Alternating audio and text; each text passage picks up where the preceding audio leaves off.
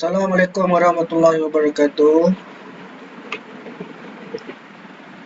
Okey, hari ini kita akan masuk topik chapter 4. Okey.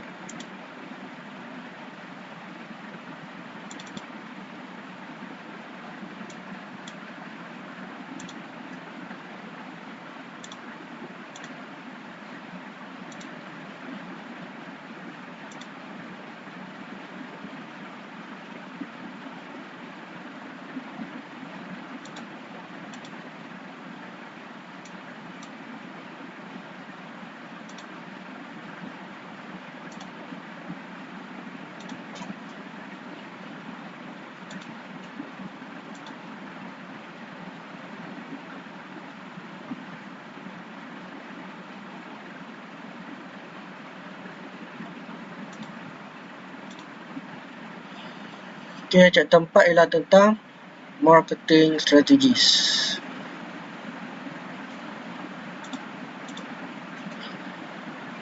Okey. So, kita ada 4 strategi. Okey, 4 strategi dalam customer driven marketing strategy. Yang pertama segmentation, yang kedua targeting, yang ketiga differentiation, yang keempat positioning. Okey, ada 4 strategi lah. Strategi yang pertama ialah segmentation. Segmentation bermaksud apabila kita memecahkan pasaran kepada pasaran-pasaran kecil. Kita pecahkan pasaran pada pasaran-pasaran kecil. Okey, contohnya katakanlah saya nak target orang bandar atau saya nak target orang luar bandar. Dah pecah pada dua lah market. Okey, itu contohnya. Alright. So, itu segmentation. Kalau targeting adalah strategi yang mana kita memilih segmen mana yang kita nak masuk. Okay, we choose which segment that we want to enter. Dia tak sama dengan segmentation. Segmentation tadi kita memecahkan satu pasaran besar kepada pasaran-pasaran kecil. Okay. Kalau targeting ni kita memilih, we choose ataupun we select which segment that we want to enter. Okay, strategi yang ketiga ialah differentiation. Differentiation adalah kita membezakan pasaran kita, tawaran pasaran kita berbanding pesaing kita. Itu differentiation. Okay, maknanya kita punya tawaran dalam pasaran kita tak sama dengan orang lain. Tak sama tu adalah bermakna kita menawarkan sesuatu lebih baik. Okay, positioning pula adalah kita buat satu strategi yang mana kita nak orang ingat jenama. Dia membuatkan orang ingat jenama kita lah, ataupun orang ingat tentang produk kita. Positioning the market offer in the mind of target customer. Apa offer yang kita dah differentiatekan tadi tu, kita nak orang ingat, orang lebih mudah remind ataupun dia boleh mudah teringat-ingat produk kita. Okay, itu 4 jenis lah. Kita akan pergi lebih mendalam setiap satu tu. Okay, so kita pergi dulu strategi yang pertama, iaitu segmentation tadi lah. Segmentation maknanya kita ada satu market yang besar, kita divide kepada segmen lebih kecil. Okay, so ada 4 yang asas. Okay, ada 4 yang asas, iaitu geographic, demographic, psychographic and behavioral. Okay, geographic ni maknanya kita target berdasarkan lokasi, berdasarkan geografi. Okay, contoh tadi saya dah sebut dah tadi, bandar, luar bandar. Apa lagi?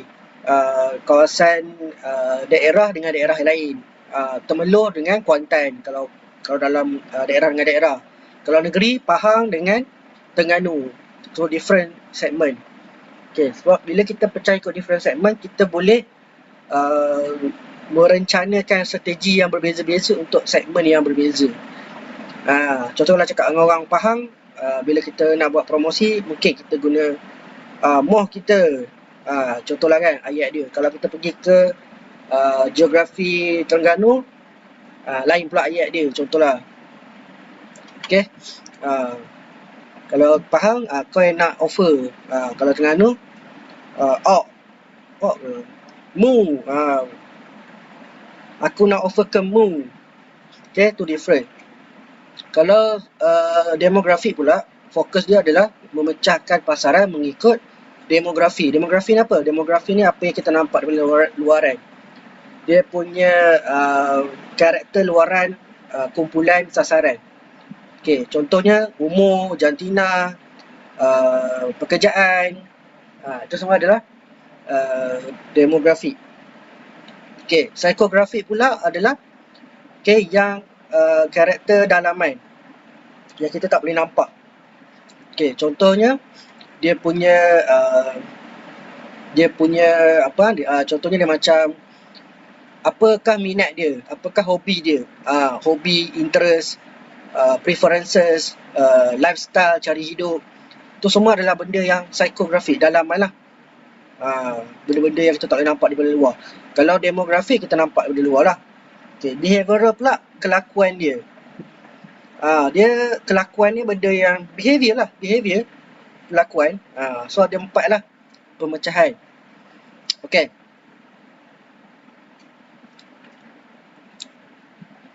So yang ni adalah penerangan lebih lanjut, geografi, demografi. Macam saya kata tadi lah, kalau geografi lokasi, bandar, luar bandar, negara dengan negara, daerah dengan daerah, kawasan perkampungan dengan perkampungan yang lain, bandar dengan bandar yang lain, neighborhood, kawasan kejiranan yang lain dengan yang lain. Okay, kalau demografi, macam saya kata tadi, yang kita nampak daripada luar lah, dia punya umur, jantina, apa lagi, peringkat kehidupan dia dah kahwin ke, belum kahwin ke, ada anak ke, tak ada anak ke, macam tu. Okay. Kalau psikografi tadi macam saya katakan lah, yang kita tak nampak daripada luar, macam cari hidup, dia punya taraf sosial, macam tu lah. Okay, behavior ni kelakuan dia lah. Okay. So, kita pergi kepada macam mana kita nak kenal pasti how to identify effective segmentation. Okay. Bila kita nak buat strategi segmentation, make sure ada 4 preferences ataupun 4 requirement ni lah. Yang pertama, make sure measurable. Okay, measurable ni apa? Measurable ni boleh diukur. Okay, accessible, substantial, differentiable and actionable. Okay, measurable. Contoh, kita nak buat segmentation based on remaja. Okay, remaja. So, remaja tu dah betul dah. Maknanya dia guna based on demographic. Remaja lah, umur tu remaja. Tapi, bila kita letak segmen based on remaja saja, okay, remaja tu terlalu vague, terlalu sama-sama. Daripada umur berapa sampai umur berapa. Tak boleh nak measure sebab hanya satu perkataan. So, measurable ni maknanya kita boleh timbang dia, kita boleh ukur dia. Ada dia punya pengukuran dia dalam berapa. Ada range dia. Okay, itu measurable. So, a better one adalah remaja berusia daripada umur berapa sampai umur berapa, contoh. So, lebih mudah untuk kita mengukurnya. Accessible ni mudah untuk kita tawarkan. Okay, mudah untuk kita bagi tawaran. Mudah untuk kita sasarkan segmen itu. Contoh tadi kita letak remaja usia 12 ke 12 ke 18. Contoh. So, adakah accessible kategori tu? 12 ke 18. Macam mana kita nak access? Macam mana kita nak masuk dalam segmen tu? Okay. Alright. So, easy access ataupun sederhana ataupun susah nak access. Access maknanya kita nak guna cara apa? Mudah tak kita nak kita nak menawarkan benda tu? Okay, sebagai contoh lah. Kalau macam Milo produk yang mereka menyasarkan beberapa golongan lah. Budak-budak sekolah, remaja dekat universiti, even atlet yang dah dewasa. Tapi bila dia nak akses kepada budak sekolah, macam mana? Accessible ke tak? Macam mana nak buat? Tu yang diorang fikir cara macam mana. Diorang pakai lori, bagi air free kat sekolah-sekolah dan sebagainya. Okay, substantial. Substantial ni menguntungkan ke tak? Okay, ada certain segmen yang nampak macam dah tepat dah. Tapi untung ke tak untung?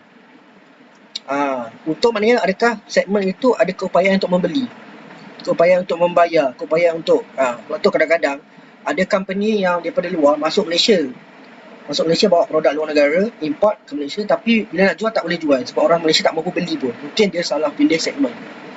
Okay, itu yang ada banyak company dah keluar ni, dah bungkus kan. Alright, differentiable ni adakah boleh dibezakan antara segmen dengan segmen yang lain. Okey, sebagai contoh. Contohnya kita buat segmen based on pelajar. Okey, pelajar. Contoh, pelajar, kita tak pelajar. So, pelajar terlalu vague dan kita tak boleh bezakan pelajar mana satu. Dekat Malaysia ni banyak jenis pelajar. Ada pelajar universiti, ada pelajar college, ada pelajar sekolah. Okey, even college dengan universiti pun sebenarnya dua kategori berbeza, tapi kita tak boleh nak different kan, sebab sebenarnya dua-dua adalah pelajar universiti, pelajar IPT, Institut Pengajian Tinggi. So dia tak boleh guna pelajar sebagai segmen, dia kena buat lebih detail. Itu maksud dia, differentiable masih boleh dibezakan, dibandingkan. And actionable boleh kita laksanakan. Strategi segmen ni kita boleh laksanakan. Macam tadi sebagai contoh Milo kan, boleh access dan kita ada cara nak masuk, ada cara nak access. Macam dia pakai lori air tu lah. Okay.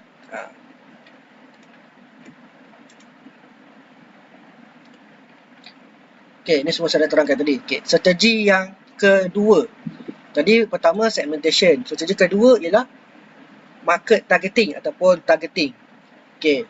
So, target market ialah pembeli, kumpulan pembeli yang ada karakter dan keperluan yang sama. They have the common needs and characteristic. Okay. So, we decide to serve this group ataupun this set of buyers. So that is called as target market. Okay Azam, awak nak target awak nak target siapa prospek awak? Oh, saya nak target usahawan yang duduk di Kuantan. So itu bermaksud that is my target market. Usahawan yang duduk di Kuantan, contoh. Alright, so target market namanya. Okay, kalau market targeting, okay, evaluating each market segment, attractiveness and select one or more segment to enter. Okay, maksudnya ini adalah proses ataupun activities. Kita sebagai marketer, kita menilai market-market yang kita dah pun categoriskan tadi, kan, segment based on geografi, demografi, psikografi, behavioral tadi kan. Kita sedang memilih yang mana yang paling menarik dan mana yang kita nak pilih sebagai segmen yang kita nak sasarkan. Itu nama dia market targeting ataupun targeting. Target market adalah siapa yang kita telah pun pilih. Targeting adalah proses memilih. Contoh.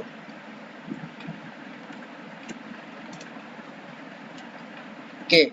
So market targeting strategi, kita ada 4 strategi lah di bawah targeting strategi. Okay. Yang pertama undifferentiated ataupun nama lain dia mass marketing. Okay, yang kedua differentiated ataupun segmented marketing, yang ketiga concentrated ataupun niche marketing, yang keempat micro marketing. Okay.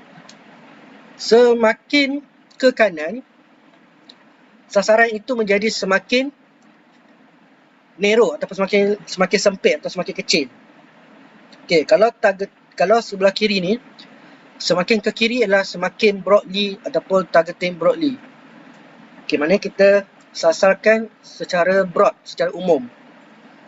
Okay, kalau kita tengok dari segi maksud pun sebenarnya dah dapat faham dah. Undifferentiated ni kita tidak banding-bandingkan, tak beza-bezakan.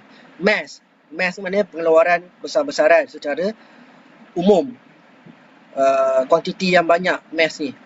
Okay, contoh. Kita jual pen. Kita buat adalah production ataupun marketing, kita jual pen. Kilometriko contoh. Kilometriko dekat kawasan kampung dengan kawasan bandar, sama ke lain-lain pen dia? Kalau sama, maknanya dia guna ni lah, undifferentiated. Contoh, pen tu lah, pen Kilometriko warna pen hitam, pen biru kan. Dia tidak bezakan. Okay. Untuk pelajar semua sama. Tak kisahlah di universiti ke, di sekolah rendah ke, sekolah menengah ke, pen macam tu lah. Cikgu sekolah pun pakai pen, bentuk dia macam tu lah, kualiti dia sama macam tu lah. Itulah nama dia undifferentiated, tidak bezakan pasaran. Okay, kalau differentiated ni lawan lah. Dia telah mensegmenkan pasaran itu, dia telah pecahkan. Kalau segmen ni lain cara dia, lain strategi dia. Kalau segmen lain strategi dia. Itu nama dia segmented. Okay, Kalau concentrated niche ni maknanya dia akan memilih sekumpulan sahaja daripada segmen itu. Dia tak target semua orang dalam segmen tu. Dia akan pilih sekumpulan sahaja. Itu niche, bukan niche. Okay, yang keempat, micro marketing. Okay, micro marketing ni adalah yang individu tertentu ataupun orang tertentu sahaja. Dia lebih spesifik berbanding concentrated. Itu micro marketing. Okay. Jadi ni adalah penerangan dia, boleh baca. Okay, strategi yang keempat ialah positioning. Okay, positioning ni adalah macam saya katakan tadi, strategi keempat ni kita nak buat orang ingat. Kita nak orang ingat, kita nak orang terpesona ataupun teringat-ingat lah dengan jenama atau produk kita. Sebab tu bila awak tengok apa minuman coklat paling sedap, yang paling kita suka, Milo orang sebut. Apakah mi goreng yang paling best? Oh, cakap Maggi.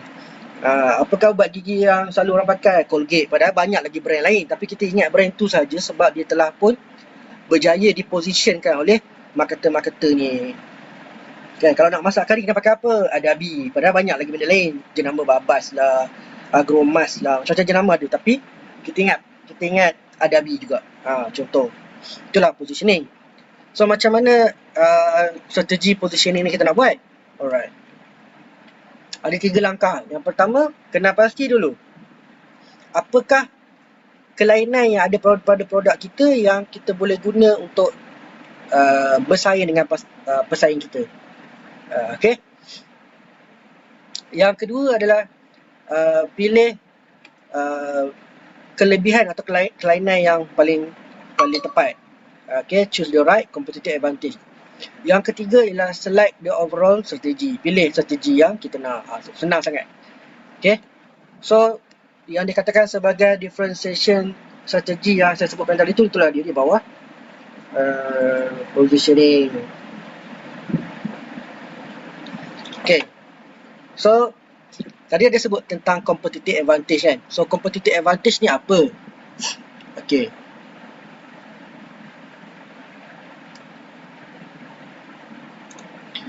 Competitive advantage bermakna apa yang produk kita ada yang lebih bagus daripada pesaing kita.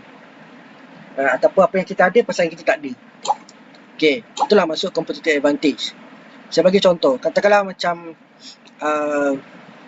apa beza antara iPhone dengan handphone Android. So kebanyakan orang akan cakap dari segi gambar cantik, security, itulah competitive advantage yang dekat Android tak ada. Android paling maksimum tahan pun 2-3 tahun. Kalau kalau Apple iPhone punya software tu boleh mungkin 5 tahun, 6 tahun boleh tahan kan. Dia akan update. Tapi kalau Android 2-3 tahun dia dah tak update lah. Tu contohlah. Okay. Itulah competitive advantage. So competitive advantage ni kita boleh buat, kita boleh decide which one lah kita nak lah. Ada beberapa cara lah atau beberapa pilihan.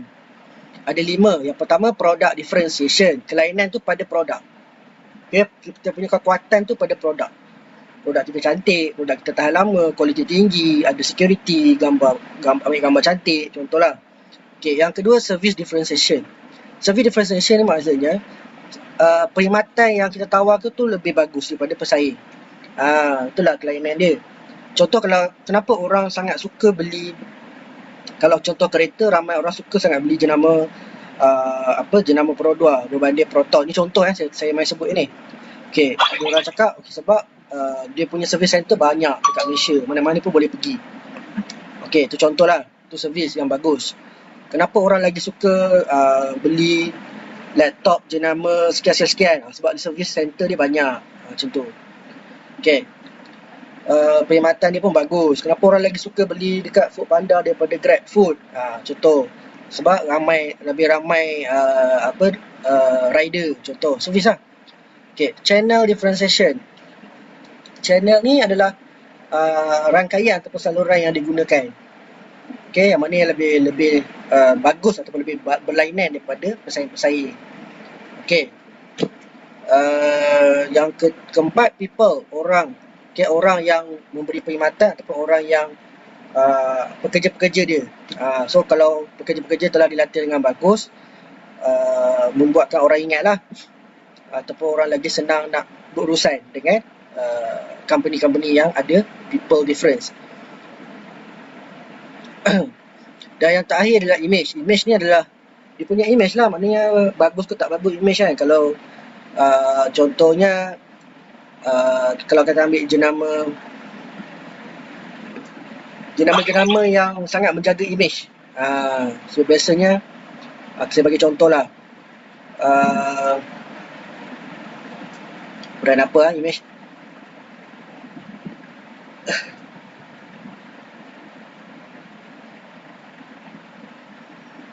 Image. Okay, contoh. Kalau nak beli jam, kalau orang cakap jam yang paling berkualiti, jenama apa? Orang akan cakap Rolex. Jam paling tepat di dunia adalah jam keluaran Rolex. So dia memang mechanical quality dia sangat bagus. Dia sangat antara jam yang paling tepat lah di dunia.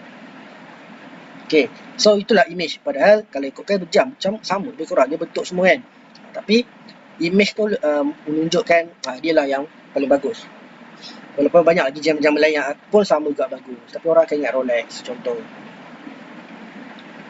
Okay, kalau kata minuman untuk sukan, sesuai untuk sukan apa, orang akan cakap 100 plus. Image tu orang ingat. Kalau ikutkan banyak jenama air isotonic lah yang bagus. Revive ada, macam-macam brand ada, tapi orang ingat image 100 plus. Sebab apa? Sebab dia banyak kali sponsor sukan-sukan atlet kan. So orang lagi senang ingat lah image tu. Okay, sangat senang. Awak cuma perlu faham sikit lah perbeza dia kan. Alright. So kita nak pilih competitive advantage, pilihlah yang terbaik. Tadi kita step pertama tadi kita kena pasti dulu apa kelainan produk kita. Step kedua adalah pilih competitive advantage yang mana. Okay, so yang pertama kita tengok dari segi masa nak pilih ni, kita tengok penting ke tak penting. Contohlah, awak tengok saya bagi contoh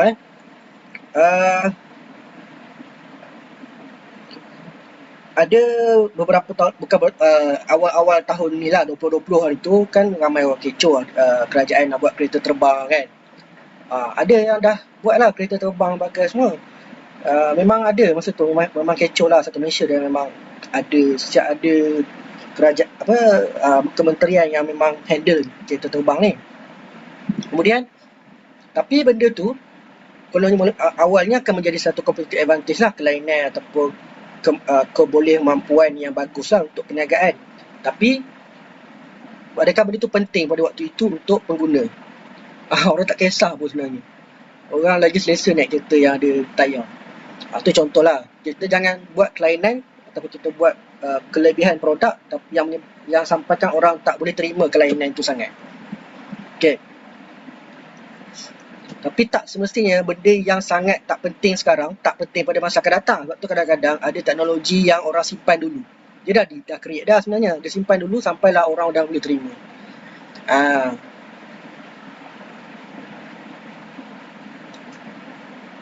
Okay. Yang kedua, distinctive. Distinctive maknanya competitor do not offer the difference. Benda yang kita offer tu sangat lain, orang lain tak offer. Okay, ataupun orang tak boleh tiru sebiji. Superior maknanya kita punya kelainan itu, perbezaan produk kita dengan pesaing itu menawarkan, kalau orang boleh tiru pun orang tak boleh tiru. Kita punya is better. Kita punya produk ada menawarkan sesuatu yang lebih bagus. Okay, superior. Sebenarnya lebih bagus lah. Communicable. Okay, kelainan atau perbezaan produk kita itu orang boleh detect. Customer boleh nampak, customer boleh detect. Kalau kita je yang perasan, kita je yang nampak, ataupun benda tu tersorok, macam mana buyer dengan customer nak decide nak beli ke tak? Okay, primitive. Okay, sangat susah untuk ditiru. Primitive ni sangat susah untuk ditiru oleh pesaing. Kan banyak produk-produk tiruan kat luar, sangat senang orang tiru kan. Kalau senang tiru maknanya produk tu belum mencapai competitive advantage. Competitive advantage maknanya orang susah sangat nak tiru. Okay, Sampai sekarang, contohlah saya ambil handphone kan, jenama Android tak boleh nak tiru macam mana iPhone buat. Hanya dengan 12 megapiksel, gambar cantik, software dia memang bagus lah maknanya. Kan, megapiksel kecil tapi bagus. Gambar yang hasil dia lagi cantik. Kalau Android kena ratus-ratus megapiksel barulah sama dengan 12 megapiksel pada iPhone. Tu maknanya perintil lah, susah nak tiru. Okay. Affordable, terlalu canggih, terlalu bagus kelainan tu. Canggih tu adalah saya main sebut je lah untuk teknologi. Kalau barang-barang produk pakaian tak adalah canggih kan.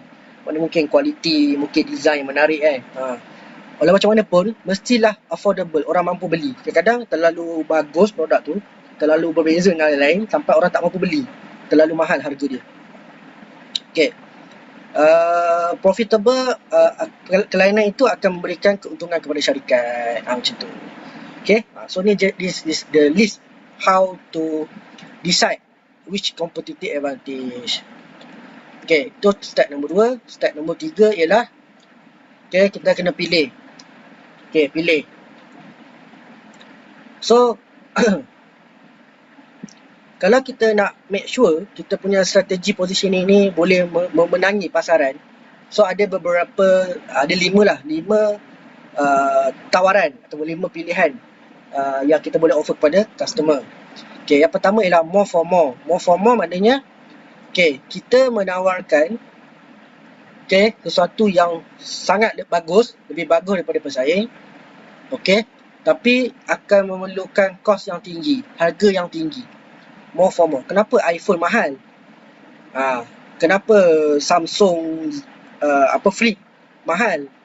Sebab benda yang bagus, benda yang inovasi baru yang orang lain tak boleh tawarkan. Handphone yang boleh flip contohnya. So sebab tu nak kualiti lebih, nak benda paling baru, kenalah bayar lebih. Itu more for more. Okay.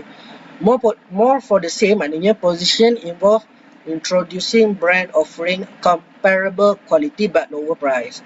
Comparable maknanya kita saing-saing lah. Dia takkan sama. Dia boleh saing-saing. More on product but more for product but lower price. To more for the same. Okay. Same for less maknanya positioning can be a powerful value. Okay. But much lower price. Dia tak sama macam more for the same. More for the same ni lower price, tapi yang ni much better deal, much better price. So sangat-sangat murah tapi benda yang sama. Yang ni kebiasaannya yang produk-produk yang orang dah start clone lah ataupun start. Okay. Yang keempat, less for much less. Okay. Offering product that offer less in term of the product itself, dia kurang daripada berbanding dengan pesaing-pesaing dia. Kurang lah. Mungkin jadi kurang kualiti ataupun mungkin kurang sikit pada design. Nampak macam sama je design, tapi yang original, yang asal daripada pesaing tu, mungkin colour dia ada 3. Kita mungkin colour 2 saja, tapi design sama. Contohlah. So itu adalah less for much less. Harga yang sangat-sangat murah. Okay. Yang ni biasa apa? Kedai RM2 lah contoh. Benda sama tapi sangat murah, RM2 je. More for less positioning is the winning value proposition. Yang ni dia macam ni, less for much less. Yang ni more for less. Sangat bagus. Mungkin lebih bagus daripada yang asal ataupun yang pesaing kita. Tapi kita boleh offer much lesser price. Ini adalah dianggap sebagai the winner positioning lah. Kita pilih yang ni. Tapi tak semestinya kita mampu untuk tawarkan yang ni lah. Okay? Tapi kalau customer, mereka sangat suka kalau yang terakhir ni. Yang ni pun kalau saya suka je. Kan? Nampak macam kurang sikit je daripada yang asal ataupun yang pesaing, tapi sangat-sangat murah. Okay. So, okay, that is all from me. Thank you very much. See you. Tak ada see you lah kot. Okay, thank you very much. Assalamualaikum.